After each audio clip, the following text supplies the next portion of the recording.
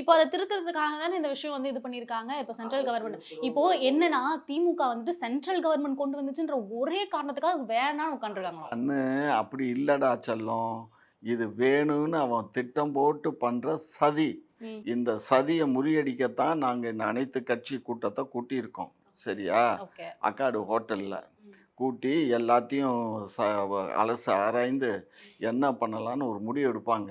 இப்ப இவ்வளோ இருக்குல்ல, பாரதிய ஜனதா யார் கூட கூட்டணி வச்சிருக்கு? ஏடிஎம்கே கூட. ஏடிஎம்கே கூட. ஏடிஎம்கே அவரு என்ன சொல்றாரு?